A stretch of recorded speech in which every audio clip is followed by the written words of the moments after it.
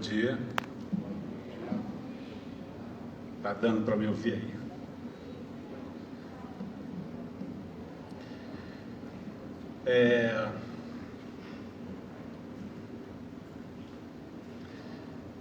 Queridos, dando continuidade então aí ao período de classe única, né? Nós vamos trazer um tema hoje interessante, bem reflexivo, e para o qual eu peço a atenção de vocês, né? Para a gente ir raciocinando devagarinho. E se tiverem dúvidas, a Regina está aqui para responder. Ok? Então,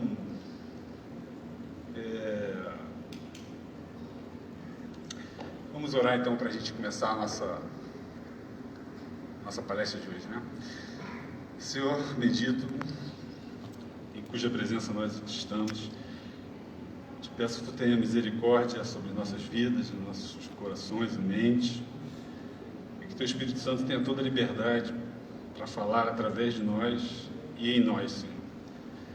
Sem o teu Espírito, a nossa estadia aqui seria em vão, e se não for pelo teu Filho, não faz sentido nos reunirmos como igreja. Por isso te pedimos, Senhor, a tua bênção, a tua graça, em nome de Jesus. Amém. Então, queridos, esse tema da igreja entre o fundamentalismo e o liberalismo é algo que eu julgo ser muito atual e relevante, em função de que, até pouco tempo atrás, a gente tinha uma luta muito intensa, né, contra a teologia da prosperidade, né? Era o foco, a gente ouvia muito falar, né, do risco que isso representava para a nossa comunidade, mas muitos autores hoje, né, muitos pensadores do cristianismo, eles há algum tempo têm colocado o liberalismo como um dos maiores, eu não vou dizer risco à igreja, né? Porque a igreja, como noiva de Cristo, não vai ter risco nunca. Ela sempre vai prevalecer sobre tudo. Mas a igreja como instituição, como uma comunidade unida dentro de um mesmo pensamento, o liberalismo, ele tem sido visto, principalmente na área acadêmica, como um dos grandes problemas, vamos chamar assim, né, no meio cristão. A bem da verdade, a teologia da prosperidade, algumas igrejas históricas fizeram um documento considerando que igrejas que seguem essa linha não seriam igrejas irmãs, né? Aquela igreja que faz parte da comunidade evangélica, devido ao seu aspecto de não colocar os mesmos fundamentos que nós cremos em evidência, como um fundamento para a sua fé, né?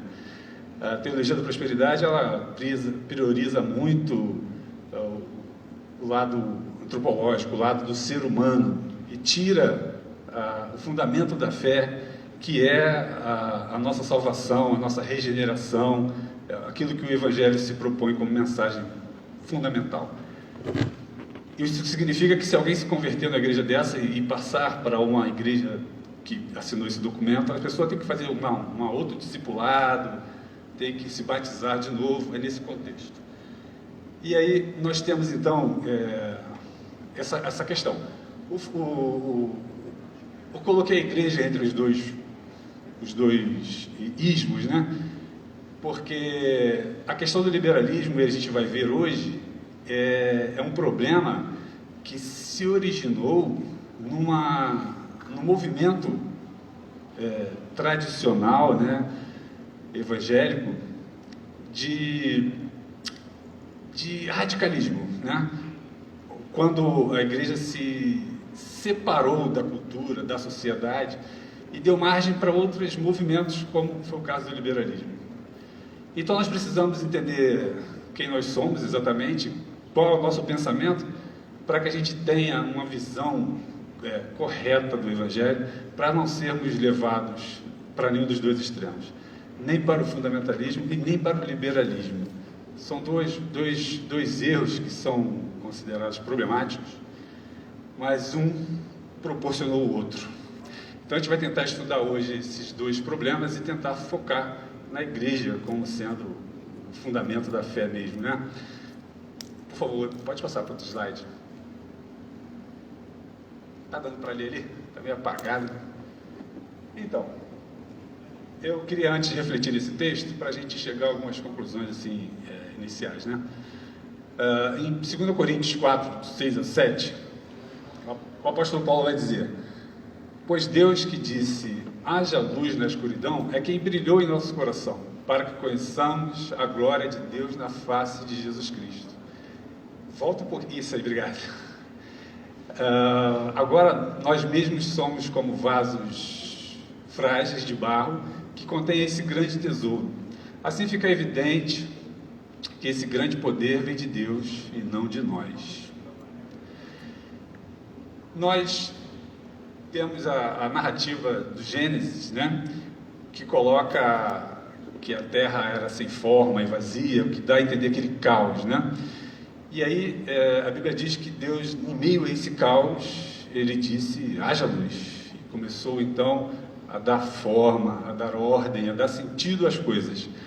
E quando o apóstolo Paulo, pode avançar por favor, só para realçar. Quando o apóstolo Paulo faz esse paralelo, além de ele estar endossando, né, a narrativa de Gênesis como algo histórico, que a cristandade tinha, né, certeza que não era um mito, né? Ele coloca esse poder criativo de Deus na mesma contexto em que nós fomos gerados de novo. Ou seja, o novo nascimento do convertido, Paulo faz um paralelo com a criação. A Bíblia diz que Jesus é a primazia da nova criação, né? E o apóstolo Paulo ele faz esse comparativo. O mesmo poder que Deus usou quando ele disse, haja luz, vamos organizar aqui esse caos. O mesmo poder, então, foi usado para Deus brilhar em nosso coração a realidade de Jesus Cristo, a sua mensagem, todo o seu evangelho. O que isso significa? Significa que o coração do ser humano, ele é muito problemático. A nossa livre agência, né, a nossa capacidade de tomar decisões é muito complicada. Isso já se originou lá no Jardim do Éden, né? Quando o ser humano ali desobedeceu a Deus, e nós sabemos de toda a consequência, né? E eu achei interessante que o apóstolo Paulo disse, aquela mesma intensidade, aquela mesma obra de criação que Deus necessitou, também Ele usou no nosso coração, para nos transformar. E ele completa dizendo, agora nós somos como vasos frágeis de barro que contém esse grande tesouro, esse grande poder. Então veja, o ser humano pecou, né? E muitas pessoas perguntam assim, poxa, mas só comeu uma fruta, será que não foi desproporcional? O problema não é a fruta, o problema é contra quem foi feito esse dano, esse pecado. A medida, a proporção da santidade de Deus é a mesma da nossa desobediência, do nosso coração corrompido pelo pecado. Por isso Paulo vai dizer ali, o mesmo poder, a mesma atitude que Deus teve na hora de organizar o caos, né, do universo, Ele usou para organizar o nosso coração caótico pelo pecado. Deu para entender o paralelo? Isso é importante porque a gente vai ver no decorrer da aula as implicações disso. Então eu realcei ali no coração, né? Não consigo ler. Enganoso é o coração mais do que todas as coisas e desesperadamente corrupto. Quem poderá entendê-lo? está em Jeremias 17, 9. Na sequência do texto diz que Deus entende, né? E Ele nos trata. Pode avançar mais um slide. Eu esqueci o negocinho. Ajuda aí. Então, tanto é que logo que o povo saiu do Egito, a gente conhece também a história, né? Está todo mundo junto comigo na história, ok? Logo que o povo saiu do Egito, que Deus os libertou, que passaram ali 400 anos sob a influência daquela cultura pagã, o que Deus faz? De imediato, Deus chama Moisés e entrega a ele um livro, um manual. O que Deus está querendo dizer? Toma aqui, ó, eu penso, eu sou assim e vocês precisam pensar igual a mim. Por isso Deus entregou logo a Moisés a sua forma de ver o mundo, a forma como Deus queria que nós entendêssemos a Ele e a todas as coisas ao nosso redor. Por isso Moisés logo recebeu de Deus aquele texto, né, vamos chamar assim, e passou para o povo. Dá um clique, por favor. Então, essa palavra cosmovisão a gente vai usar muito, então estou devagar querendo trazer para vocês uma definição, né? Então, Deus mostrou para o povo a sua cosmovisão, a sua forma como ele vê o mundo, como ele criou, como ele queria que as coisas fossem, como o ser humano deveria se comportar. E aí eu separei esse texto em Êxodo 24, 7 e 8. Depois, pegou o livro da aliança e leu para o povo, e eles disseram, tudo que o Senhor falou, nós faremos e obedeceremos. Então, Moisés pegou aquele sangue e o aspergiu sobre o povo e disse, eis aqui o sangue da aliança que o Senhor fez com vocês, de acordo com todos esses escritos, essas palavras, esse texto. Veja que logo de início, Deus estabeleceu uma aliança com o povo, baseado nesse texto que ele entregou para o povo. Moisés, simbolicamente, endossou aquela aliança com sangue, né? E ficou estabelecido ali que o povo assumiu, né? Falou, não, tudo que o Senhor falou, nós faremos e obedeceremos. Ao longo da história do Antigo Testamento, a gente vê que isso não foi tão verdadeiro, né? Deus enviou muitos profetas, Deus enviou sacerdotes para falar ao povo, para repetir tudo que já tinha dito a Moisés. A gente vê que foi uma história muito complicada de relacionamento, em função de quê? De um coração humano corrompido. O pecado, ele nos influencia, ele nos ronda, ele nos tenta nos opor a tudo que se chama Deus. E aí nós temos então esse primeiro contato da visão que Deus tem das coisas para o ser humano. E era assim que ele queria, tanto que ele se separou em meio àquele monte de cultura pagã, né, longe de Deus. Deus separou ali Abraão, sua descendência, para seguir os seus estatutos, o seu modo de viver, sua cosmovisão. Se alguém tiver alguma pergunta, pode levantar, tá? É uma aula. Pode dar um clique, por favor. Então, nós temos aí a origem do problema. Por quê? O povo ele saiu lá do Egito, mas lembre-se, o povo de Israel não vivia em Marte, né? Eles viviam na Terra, cercado de um monte de culturas diferentes e pagãs. E aí, acontece que... Dá mais um clique, por favor. Eu não consigo ler ali. A origem, então, da história, como Deus apresentou a Israel, não era necessariamente a mesma de todos aqueles povos pagãos. Ok? E nós temos, então, que havia algumas similaridades, algumas convergências entre a forma daqueles povos pagãos verem o mundo e a forma que Deus apresentou a Moisés.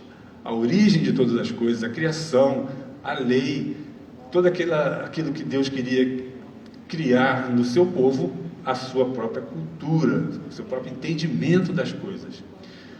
Os outros povos compartilhavam de algumas coisas, mas não, obviamente, tudo, né? Por quê?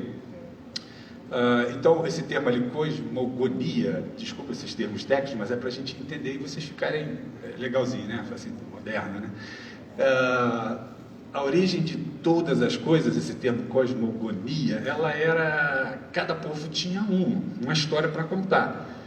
Tinha similaridades, mas em geral eram diferentes do Deus de Israel, né? E também a visão deles de mundo, como enxergavam as coisas, como as coisas deveriam funcionar, né? Tinha similaridade, mas não totalmente. E o que acontece? Eu trouxe isso aí rapidamente, não vou nem entrar nesses detalhes por causa do tempo. Eu botei eles, depois se o pessoal quiser distribuir esse arquivo, não tem problema. Cada cultura dessa tinha um pensamento diferente do povo de Israel.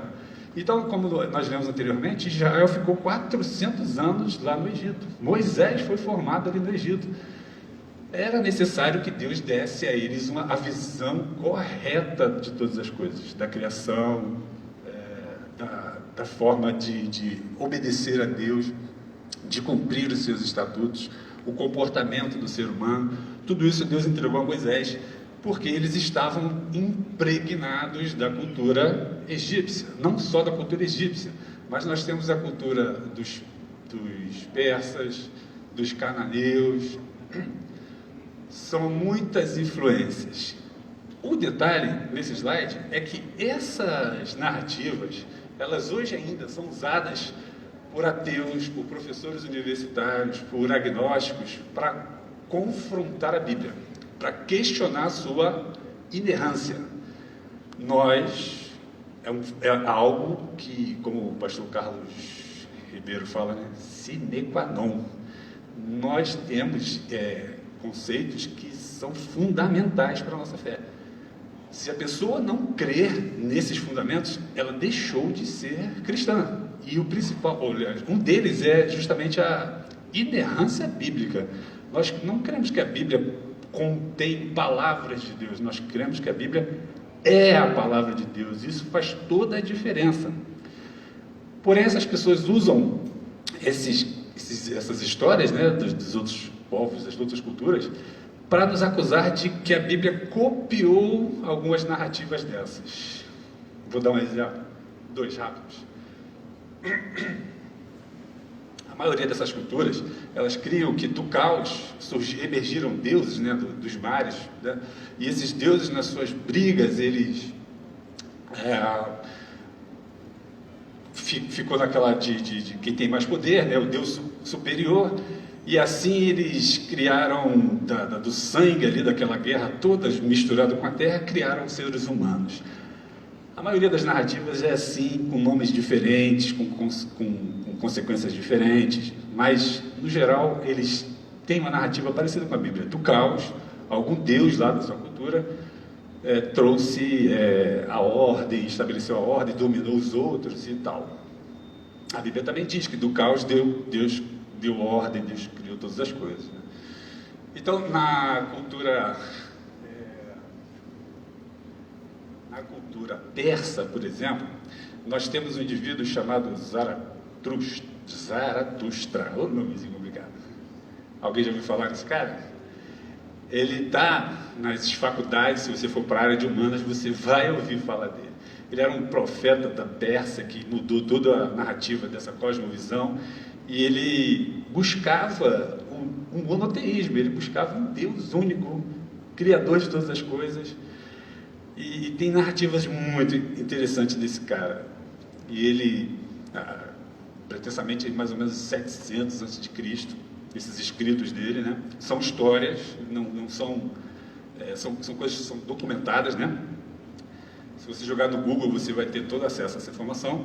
Ele cria que, por exemplo, viria um Messias, e esse Messias, quando viesse, ele iria julgar os bons e os maus. Olha só. Nessa cultura também tinha o mito do dilúvio, que dizia exatamente, não sei se é na Pérsia, eu acho que eram os cananeus, mas enfim, são muito parecidas as narrativas, e eles diziam exatamente a narrativa do dilúvio, quase que literalmente igual da Bíblia, tem suas diferenças. Aí o indivíduo pega essas narrativas. Eu já fui confrontado dessa maneira por um professor universitário. Ele me abordou e falou: não, mas isso que você fala aí da Bíblia, as outras culturas também têm. E aí? E aí, queridos,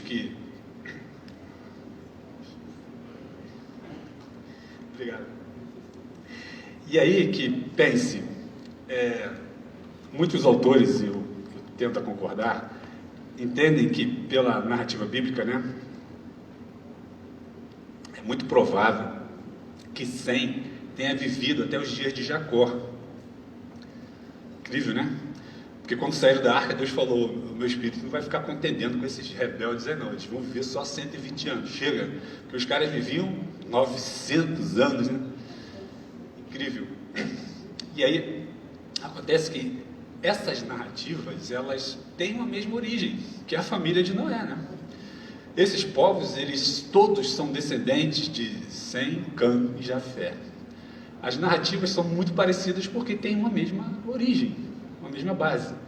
Mas, quando as culturas se separam, né, igual aquela história do microfone sem fio, né, você começa a contar uma narrativa e isso vai mudando.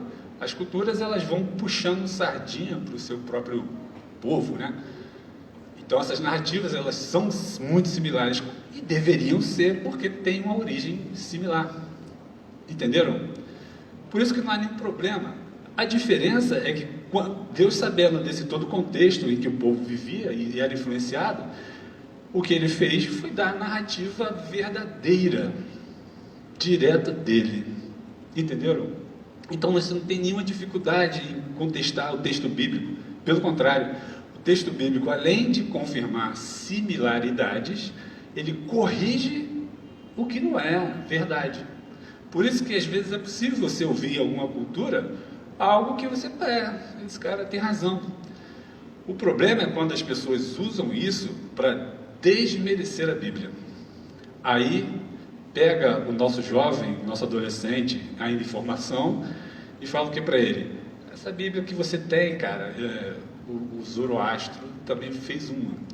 O pessoal lá da Mesopotâmia também tinha a sua. Por que as outras pessoas não podem ter fé diferente? Aí nós temos aquela questão do pluralismo, né?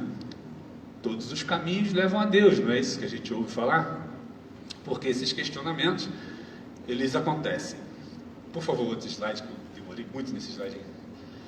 Então, como é que a gente enfrenta essa questão, esse problema? Eu separei ali alguns textos e pensamentos para a gente entender melhor isso aí. Agostinho de Hipona, ele diz: toda verdade é a verdade de Deus, venha de onde vier. Se o cara fala algo que não é contraditório à Bíblia, é uma verdade bíblica, mesmo que ele tenha lido na traseira de um caminhão, aquilo não vai deixar de ser verdade. Toda verdade é uma verdade de Deus. Pode passar para o próximo. João Calvino diria: portanto, ao ler os escritores pagãos, a luz admirável da verdade mostrada a eles deveria nos lembrar que a mente humana, embora caída e pervertida do seu estado original, é ainda adornada e investida com dons admiráveis vindas do seu Criador. Nós cremos que toda... Mais um, por favor, acho que é o versículo seguinte que eu botei. Dá mais um cliquezinho aí. Nós cremos nisso aí, ó. Tiago 1,17. Toda boa dádiva que é boa e perfeita vem do alto, do Pai que criou as luzes no céu. Lembra das luzes no céu? Há essa referência, né? Nele não há variação nem sombra de mudanças. Resumindo, tudo que é bom vem de Deus, tudo que é ruim vem do nosso coração. A Bíblia diz: seja Deus verdadeiro e o homem mentiroso. Então, na nossa fé cristã, essa, queridos, é a nossa base, referência última. Tudo nós devemos colocar em julgamento através da palavra de Deus, da Bíblia. Não colocamos outro texto em pé de igualdade com a Bíblia, como temos a Ellen White, né, nas linhas aí adventistas, em que os textos dela são quase que sagrados. Para a gente isso não funciona. O único texto sagrado, fiel e inerrante que nós cremos é a Bíblia. Temos muitos comentaristas, muitos textos que nos ajudam a entender algumas coisas. Mas se esses livros destoarem, a gente vai sempre ficar com a Bíblia. Quanto a essa questão, então, para encerrar, não tem problema nenhum um cantor, né, um escritor, criar uma poesia verdadeira. Nós cremos que Deus pode inspirar o coração do ser humano É um dom que Deus deu para aquela pessoa. Enquanto ele canta verdades, são verdades. Agora, se ele começa a cantar coisas contrárias à Bíblia, já não nos interessa, a gente já tem que ter esse filtro, né? Nosso filtro, então, é sempre a palavra de Deus. Por favor. E aí, toda cultura é bela e ordenada por Deus, ao mesmo tempo, traz as marcas da queda e do pecado, e com isso possui elementos contrários aos mandamentos de Deus. Esse autor de um dos livros que eu usei como bibliografia, né? André Henke. Mais um clique, por favor. E aí eu separei esses textos para a gente entender, resumidamente, em 1 minuto. O Senhor Deus colocou o homem no jardim do Éden para cultivá-lo e tomar conta dele. Gênesis 2,15. Por isso o Senhor Deus o lançou fora do jardim do Éden para cultivar a terra da qual havia sido tomado. Deus lançou Noé e seus filhos, Deus abençoou Noé e seus filhos, dizendo: sejam fecundos, multipliquem-se e enche a terra. O que eu quis dizer com esse slide aí? Que criar cultura é uma ordem divina.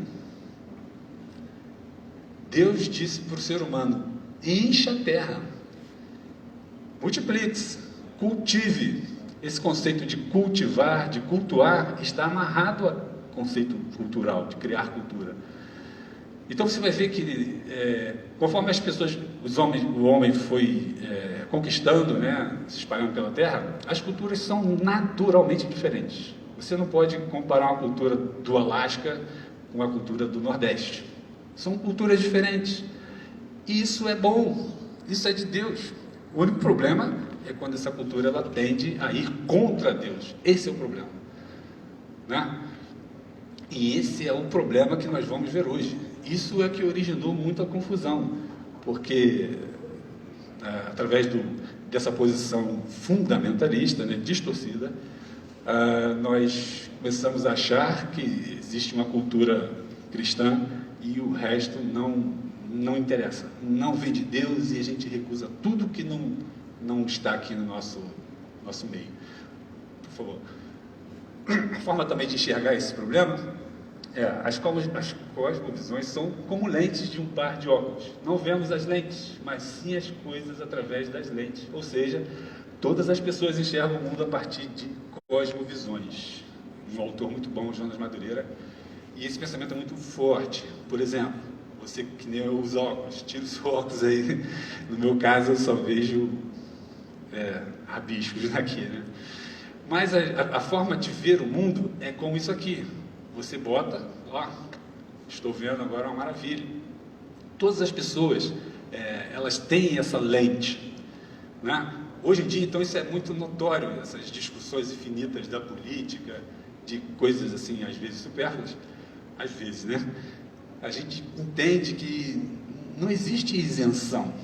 Ninguém é isento de influência. Todo mundo tem uma influência. Essa influência pode vir dos seus pais, dos seus professores, mas todo mundo tem uma influência. Pode dar um clique aí, por favor. É possível um cristão entender as doutrinas cristãs, bem como a realidade ao seu redor, através de lentes que não pertençam à cosmovisão cristã. É possível, então, que um crente sincero, por motivos outros, ele veja a Bíblia através de lentes que não pertencem ao nosso entendimento, como é o caso do liberalismo. Começou-se a aplicar uma lente sobre a Bíblia que não é a forma que Deus nos deu de ver as coisas. E aí distorce a Bíblia. Quando você aplica a Bíblia, um entendimento que não é bíblico, o resultado não vai ser bom. Deu para entender? Se a gente começa a estudar a Bíblia com um pensamento fora, um pensamento crítico, por exemplo, hoje nós temos muitos teólogos que se formam liberais, que negam até a ressurreição de Cristo. E é muito estranho, porque a Bíblia é clara em dizer que se Cristo não ressuscitou, é vã a nossa fé. A gente está aqui de bobeira, passando tempo, um clube, só isso. Então, a pessoa quando começa a querer enxergar a Bíblia com outras lentes, com outras formas de ver a vida, não vai dar certo. Mais um clique aí, por favor. A secularização é uma cosmovisão que busca distorcer a cosmovisão cristã de dentro, alterando a ideia de mundo onde Deus é o centro, teonomia, né, que a gente chama, quando Deus está governando todas as coisas, para um mundo onde Deus está morto, né? Aquele filme famoso. A secularização é todo esse movimento que é o contrário do que Paulo diz, acho que é em Romanos 12, né? Não vos moldeis, vos conformeis com o presente século. A secularização é o caminho inverso. A secularização, ela quer moldar a nossa fé com o presente século. Ela quer incutir na nossa fé, no nosso pensamento, a forma de ver o mundo desse século, desse momento que a gente vive. Isso é um problema terrível, porque isso tem a ver com a busca do ser humano, em um coração corrompido pelo pecado, de ser autônomo a Deus. O pensamento liberal, ele traz isso. Depois a gente vai falar sobre isso. 15 para 10, a gente pode poupar 5 minutinhos. Mas enfim, outro slide. A gente vai falar ainda disso mais na frente. Pode dar um clique aí, por favor. Ok, então o problema em si, ele em função de termos muitas lentes, né, muitas cosmovisões modernas, essa salada dessas cosmovisões, ela nos trouxe essa situação, né? A gente não vai falar sobre isso, obviamente, mas tem muitas que vocês já estudaram aí na escola, né? O humanismo, o pluralismo, o secularismo, isso tudo está disponível lá no Google. Detalhes você pode ver lá, a gente não tem tempo para falar sobre cada um. Mas eu queria iniciar o problema de fato através do dualismo, que foi o que permitiu a entrada da secularização no cristianismo. Mais um clique, por favor. Não devemos confundir dualismo com dualidade. Dualidade é essa ideia dos opostos, né? Dia e noite, bem e mal. Isso não é dualismo, isso é dualidade. É algo que é real, não é discutível, né? A gente não discute a realidade. Porém, o dualismo é quando uma realidade rejeita a outra. É como se a noite dissesse para o dia: você não existe, não quero nada contigo. Isso não é realidade, né? Isso é uma forma de você distorcer a realidade. Então a ideia do dualismo é essa: é fazer com que a gente assuma uma realidade e rejeite as outras. Infelizmente, isso é algo que nos afeta. Mais um clique, por favor. O dualismo não é somente uma outra cosmovisão. O dualismo não é só uma outra forma de você ver as coisas, uma lente, né? É uma heresia que vem do gnosticismo, que ainda insiste nos nossos dias em nos trazer danos. Mais um clique, por favor. Então, desde o seu início, o cristianismo ele teve esse confronto, né? Com os judaizantes e com os helenistas, né? Que mais tarde veio a formar a ideia do gnosticismo, lá pelo século II. E do gnosticismo veio o liberalismo. O que o gnosticismo pregava? Fundamentado nas ideias de Platão, né, o filósofo maior lá da Grécia. Lembrando que o helenismo era a cultura grega, né? Todo mundo comigo, nas aulas aí da história da igreja. O helenismo ele tentou se infiltrar na fé cristã. A gente viu os apóstolos brigando contra o helenismo, principalmente o apóstolo Paulo, né? Contra o judaísmo também, os judaizantes. Os apóstolos também brigaram na patrística, né, que foi o período após os apóstolos, os pais da igreja, muitos textos, aqueles encontros que eram realizados para debater, era em função dessas heresias também. Ora se negava a divindade de Cristo, ora negava a sua natureza humana. Então, esses concílios, eles resolveram muitas dessas heresias. Então, você vê que logo no início do cristianismo, o negócio já era fervendo, né? As pessoas queriam trazer a sua cosmovisão para dentro da fé cristã. Era isso que acontecia, que os apóstolos tanto brigavam. Inclusive, o apóstolo João, ele logo no seu evangelho, ele já começa uma briga ali com esse pensamento helenista, né? Quando ele diz no princípio era o verbo, a palavra aí é logos. Logos era um conceito grego da criação, era uma cosmovisão da criação, e João estava ali já entrando de sola. quando ele diz que para os gregos o Logos era uma força criadora que iniciou todas as coisas. Só que o Platão ele dizia o seguinte: a matéria é má e o espírito é bom. Olha o dualismo aí. Então ele rejeitava, né? Uma coisa rejeitava a outra, eram incomunicáveis. Quando o apóstolo João fala que o Logos encarnou, ele está indo de sola nessa ideia de Platão, dos helenistas, né? Porque eles achavam isso impossível. O que é espiritual, o que é bom, não se mistura com a matéria. Disso aí vieram outros pensamentos, como os hedonistas, né? Bom, já que a matéria é ruim, podre, vai mesmo para o pó, vamos curtir a vida doidada. Era a ideia do hedonismo, que buscava o prazer pelo prazer. Também vindo da cultura helenista, que os nicolaítas tentaram incluir na igreja. Enfim, e se você vê Paulo lá brigando no Novo Testamento, o fato é que o gnosticismo, então, ele trouxe essa ideia de dualismo com relação ao que é espiritual e ao que é carnal. Mais um clique, por favor. Então, em certa medida, estas lentes, nessas cosmovisões heréticas, por não entenderem a graça de Deus revelada no Evangelho, ainda causam divisão na comunidade cristã.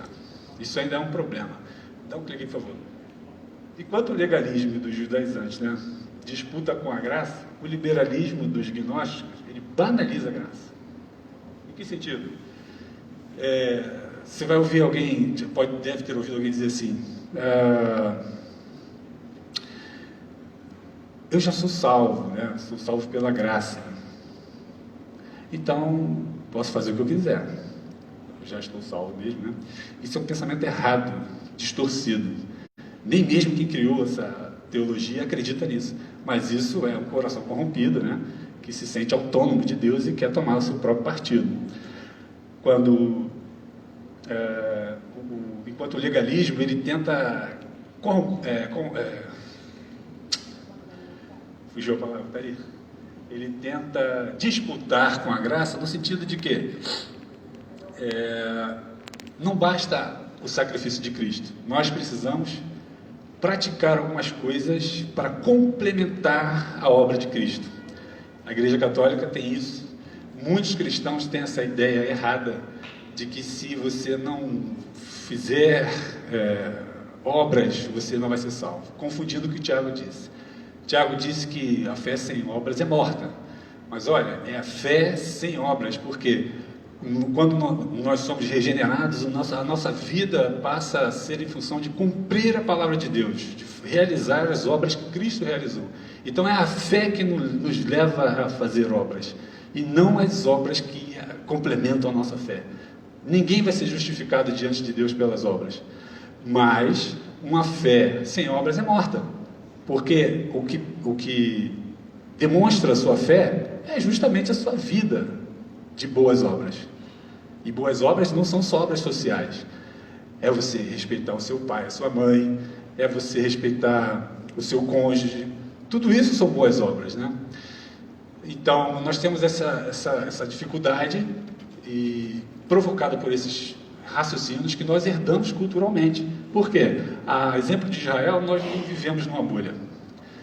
Domingo a gente vem aqui para a igreja e fica nessa bolha, né? Maravilha, a gente só ouve coisa boa. Mas quando a gente vai para o nosso ambiente de trabalho, para a nossa família, nós acabamos sendo bombardeados por esses conceitos e ideias. Quando a gente liga a televisão, né? E se relaxa, começa a engolir tudo que é dito na televisão, sem o filtro da palavra de Deus, a gente recebe influências de todos os tipos.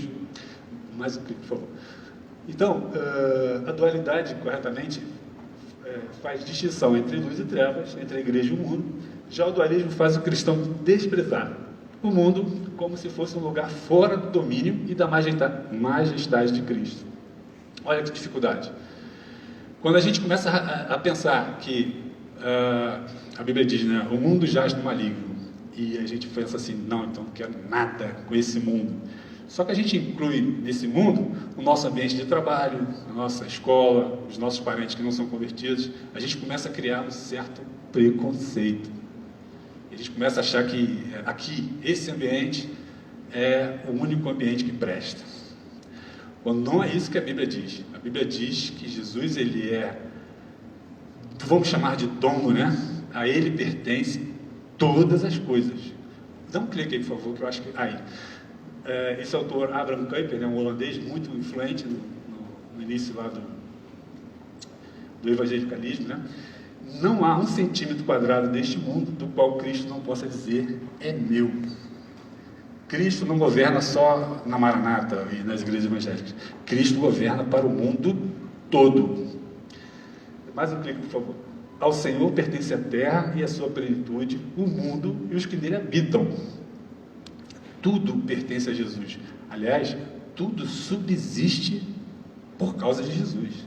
Se Deus falasse assim, chega de oxigênio, ficaria alguém em pé? Coronavírus, um ser microscópico, vem sobre a humanidade. Cadê a autonomia do ser humano a esse ponto de ser independente de Deus? Enfim, o dualismo ele tem esse problema, ele nos leva a achar que o mundo, né, em questão, a Bíblia afirma que quem ama o mundo não ama a Deus, mas não é nesse contexto. Jesus diz que nós somos, acho que é o próximo slide, pode passar, por favor. Acho que pulou, né? Isso, né? Acho que pulou um slide, ok. Tá aí. Ao Senhor, somos embaixadores de Cristo, sal e luz.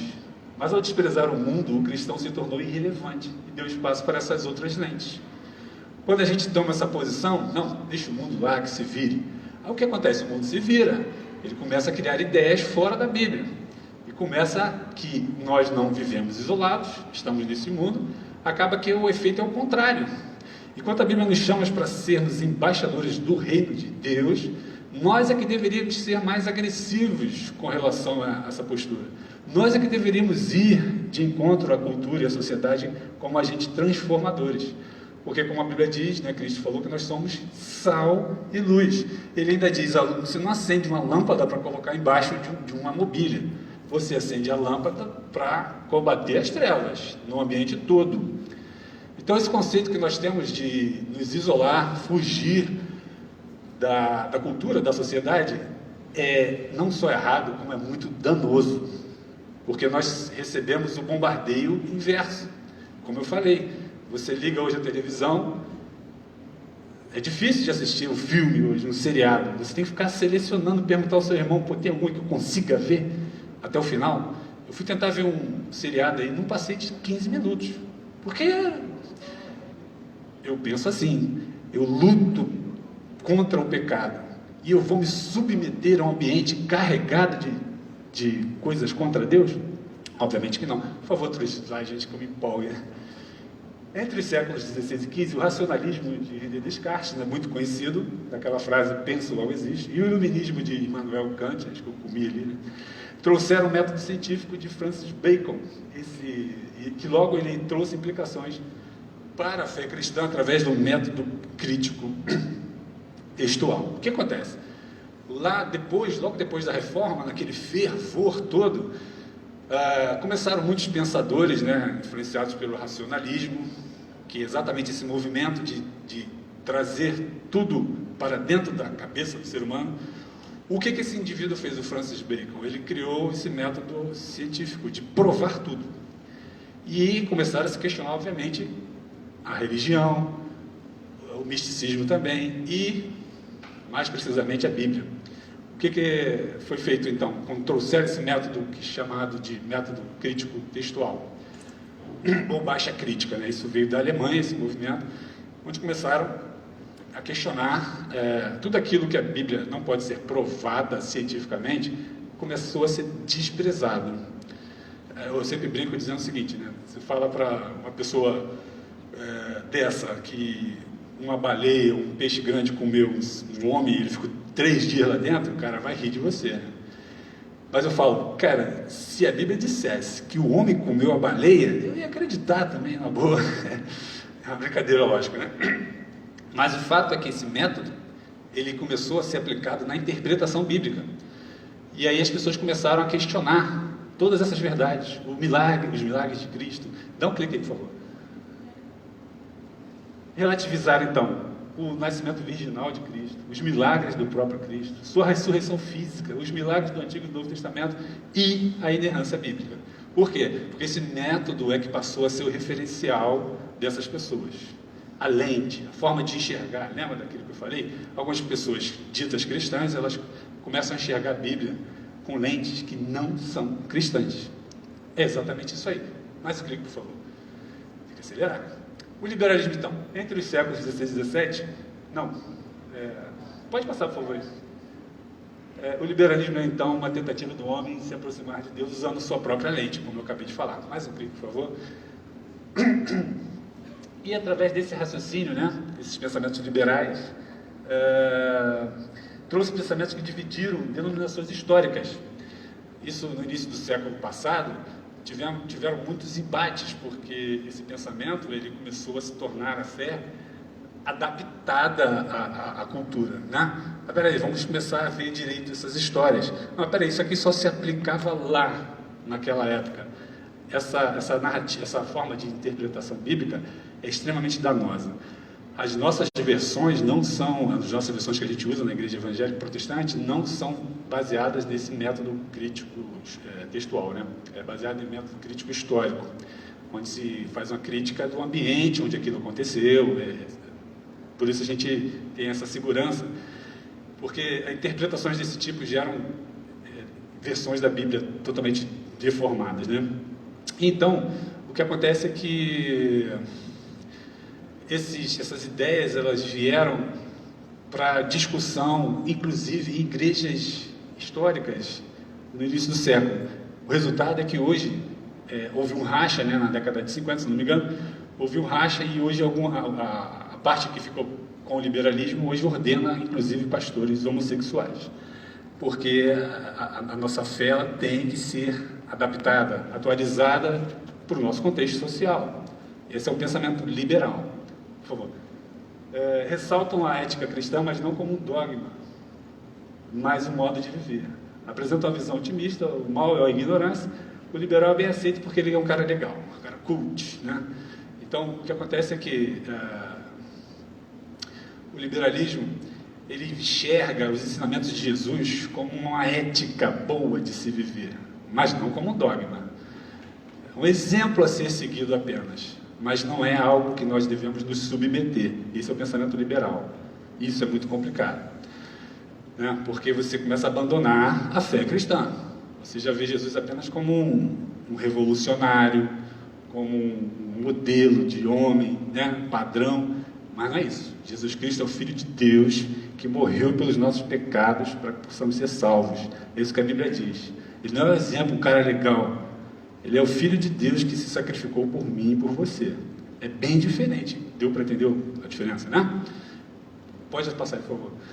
Então, nós somos chamados para sermos aceitos, não somos chamados para ser aceitos, somos chamados para glorificarmos a Deus.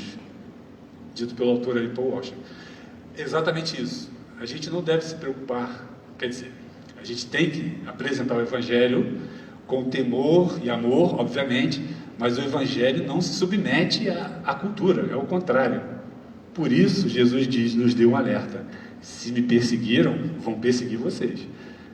Pregar o Evangelho puro e simples pode representar problemas. Ainda mais nos dias que nós vivemos, com todo esse progressismo cultural aí, esse pensamento, né? Pode chegar um dia que pregar o Evangelho puro e simples pode ser um problema. Prepare-se. Um clique, por favor. Início marcado pela publicação dos fundamentos. Estamos no fundamentalismo, né? Desculpa que eu engoli. Então, esse outro movimento, ele teve início no final do século XIX e no início do século XX. O que acontece? Esse movimento foi uma reação das igrejas conservadoras, né? Da fé cristã, né? Que seguiam a Bíblia plenamente, a esse movimento liberal. O que acontece é que eles começaram a entender que isso era uma invasão mesmo, um ataque à fé cristã. E aí, a forma de eles, então, reagirem foi, no início, sensata, equilibrada, né? Através de publicações de livros patrocinados, tudo isso foi muito relevante, foi muito bom para combater o liberalismo. O problema foram os exageros. Pode avançar, por favor. Então, em 1925, um professor estava ensinando lá a teoria da evolução em uma escola, e ele foi condenado. Não tem o tempo da sentença ali, né? O que acontece é que esse fato desse radicalismo, né, desse fundamentalismo, essa palavra começou a ser usada então, de maneira pejorativa, porque no estado onde aconteceu isso era dominado ali pela cultura protestante, né, pelo modo de vida assim, protestante. E isso causou um problema na sociedade, onde começou a ver essas pessoas meio radicais. O cara está ensinando evolução, há outras formas de você questionar isso, não através de uma condenação, né? E aí, com o passar do tempo, um outro movimento mais sensato e equilibrado surgiu, que foi chamado de evangelicalismo. Quem iniciou, dos que iniciaram esse movimento, foi o nosso querido Billy Graham, que faleceu recentemente, onde ele começou a falar, nós temos os liberais, temos esses fundamentalistas radicais, né? Nós precisamos ter uma vida aqui centrada na Bíblia. Então, outros pensadores começaram a questionar esse tipo de postura, e nós, então, tivemos o evangelicalismo como um movimento mais conciliador, né? Pode avançar, por favor. Esse termo, então, ele é mal empregado, fundamentalista, né? Porque a gente hoje associa com um cara de turbante, né? Explode tudo. Mas no início não era isso, era um movimento combatendo o liberalismo, tá? Pode passar, por favor, que não dá tempo. Antes, santificar o Senhor, Deus, em vossos corações, e estáis sempre preparados para responder com mansidão e temor, que eu tinha dito, né? A qualquer que vos pedir a razão da esperança que há em vós. O Evangelho ele é pregado com mansidão e temor. Por que o temor ali na palavra? Porque nós precisamos nos reter à Bíblia. Nós pregamos com mansidão, com amor, mas com temor, sabendo que nós estamos trazendo a palavra de Deus. Estar aqui falando para vocês é algo terrivelmente temeroso, né? Porque se eu estou aqui ensinando heresias, há um juízo sobre minha vida. Deus vai requerer isso de quando nós não seguimos o ensinamento bíblico corretamente. Mais o que, por favor? O Evangelho nunca é hóspede da cultura, caminhando para a conclusão, né? Mas sempre seu juiz e redentor. O pastor Franco Ferreira, muito inteligente ao dizer isso, porque nós não devemos submeter o Evangelho à cultura, mas o Evangelho ele vem como trazendo a informação de um juízo vindouro, né, de Deus, como a Bíblia ensina, e também trazendo a ideia da redenção sobre todas as coisas. Essas são as verdades que nós precisamos sempre ter. Eu faço uma crítica agora a nós mesmos, né? Qual foi a última vez que nós ouvimos pregações assim contundentes contra o pecado, anunciando o juízo de Deus, anunciando a sua redenção? Essa é a mensagem essencial do Evangelho. E eu sempre, quando penso nisso, eu lembro do pastor Cassiano. Ele pregava 200 mil vezes sobre a mesma coisa, e todo mundo saia satisfeito, porque a pregação dele era cristocêntrica. Ele pregava sobre essa realidade de que Jesus morreu por nós, ele vai voltar para nos salvar e, infelizmente, para a condenação de muitos. O propósito último da palavra de Deus não é informação teológica, mas transformação de coração e vida. Então, a nossa pregação ela não tem que estar preocupada com ética, quer dizer, não é o objetivo primário. O objetivo primário da nossa palavra, da palavra de Deus, é transformação de vida. Não é para você ser o cara sabidão da teologia, o mestre da teologia, não. É transformar a sua vida. Por isso que um teólogo sem uma vida piedosa, ele está muito sujeito a essas lentes distorcidas do Evangelho. Porque quando a gente perde a noção do temor, como estava no versículo, a gente começa a querer colocar a nossa própria ideia em andamento. Isso não é sadio, não é isso que a palavra de Deus se propõe. Aí, aquele versículo que a gente estava citando, Romanos 12, 2, né? Concluindo então, não imitem o comportamento e os costumes deste mundo, mas deixem que Deus os transforme por meio de uma mudança em seu modo de pensar. Olha, cosmovisão, né? Deus tem que transformar a nossa forma de ver as coisas, a nossa lente que a gente enxerga as coisas, por meio de uma mudança em seu modo de pensar, a fim de que experimenteis a boa, agradável e perfeita vontade de Deus para vocês. Quando é que Deus trouxe a sua boa, perfeita e agradável vontade? Quando Ele entregou a Moisés, lá no início da nossa palestra, aqueles textos sagrados. Ali está. Cumprir a sua lei, obedecê-lo. Isso para nós é agradável para o cristão. Paulo vai dizer que a lei é santa. O problema é o nosso coração pecador, que não se submete às leis de Deus. Por isso Cristo veio salvar-nos, porque a gente é incompetente para cumprir essa lei. Não temos condições, porque a lei de Deus é santa, porque revela o seu caráter santo, né? Não somos legalistas, longe disso. Sabemos que a lei não nos salva. Mas quando nós somos salvos, como o versículo diz, a ideia de Deus ver o mundo para a gente se torna agradável. A ideia de Deus ver o mundo é através das suas leis. Sendo um imago Dei, né, o ser humano sempre, em qualquer lugar, busca entender sua origem. A consequência do pecado transforma essa carência em uma obsessão confusa e às vezes até doentia.